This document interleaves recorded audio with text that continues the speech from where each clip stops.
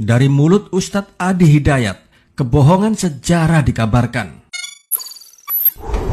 Tanggal 17 Agustus, di hari Jumat itu, tahun 1945, jam 10 pagi, di Jalan Pegangsaan Timur, jangan lupakan, nomor 56. Nomor itu penting karena menunjukkan satu tempat tertentu. Kalau cuma jalannya saja, berarti, maaf ya, proklamasi berlangsung di jalan.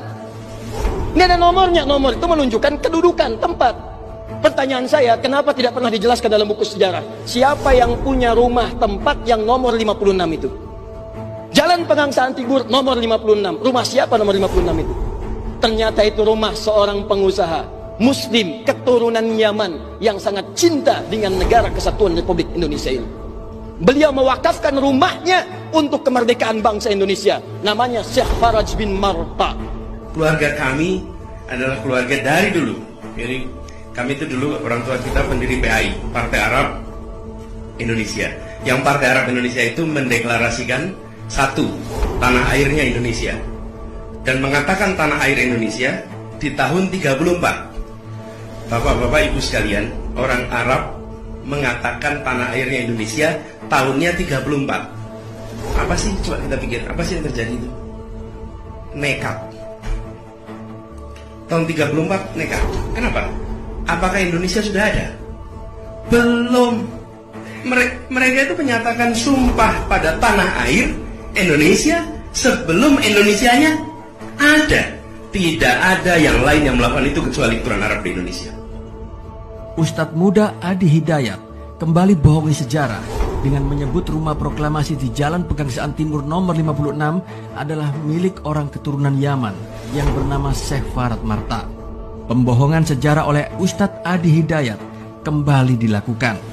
Sebelumnya, Ustadz kelahiran 1984 ini menyebut Kapiten Patimura adalah seorang muslim dan pemilik pesantren. Kebohongan sejarah yang dikabarkan kembali dari mulut Ustadz Adi Hidayat ini pun memancing reaksi masyarakat, terlebih terkait sejarah berdirinya sebuah bangsa. Dalam video yang viral di jagat maya, Adi Hidayat menyebut rumah proklamasi di Jalan Pegangsaan Timur nomor 56 Jakarta adalah rumah seorang keturunan Yaman yang diwakafkan pada Bung Karno. Padahal sejarawan Boni Triana membuktikan dalam sebuah potongan berita berbahasa Belanda, Nieuwe Courant, yang terbit pada 7 Juli 1948, diberitakan bahwa rumah tersebut adalah milik warga Belanda yang dibeli oleh Soekarno kala itu. Mengutip dari Surat Kabar Indonesia terbitan 1948 yang bernama Kengpo, yang juga memuat berita pembelian rumah di Jalan Pegangsaan Timur nomor 56 oleh pemerintah Indonesia, yaitu seharga 250.000 gulden dari orang Belanda. Berita pembelian rumah oleh pemerintah Indonesia dari orang Belanda saat itu memang ramai dibicarakan. Pasalnya, tak sedikit pemilik rumah yang kebanyakan warga asing yang tinggal di Jakarta begitu sangat khawatir atas hak pasca kemerdekaan RI 1945. Namun sikap Bung Karno membeli rumah di Pegangsaan Timur tersebut membuat warga asing pemilik aset, rumah, tanah dan kendaraan pun menjadi lebih tenang.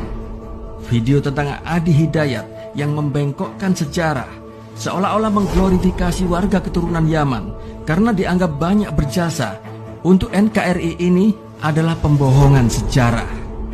Bahkan bukan hanya koran Kengpo yang menerbitkan berita tersebut, karena memang kala itu berita tersebut sangat viral dan banyak media-media massa memberitakan hal tersebut. Contohnya adalah Surat Kabar berbahasa Sunda, Nieuwe Courant, edisi Rabu 7 Juli 1948. Surat Kabar Belanda pun juga memberitakan pada edisi 12 Juli 1948 juga memberitakan hal sama. Dari koran-koran terbitan tahun 1948 tersebut banyak diceritakan mulai dari riwayat rumah, kegunaan, hingga akhirnya dipakai oleh Soekarno serta tokoh lainnya untuk memproklamirkan kemerdekaan Indonesia di tahun 1945.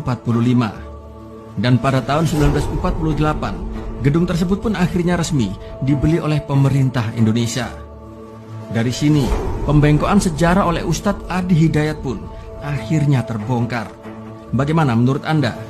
Tulis jawaban Anda di kolom komentar. Salam NKRI dan salam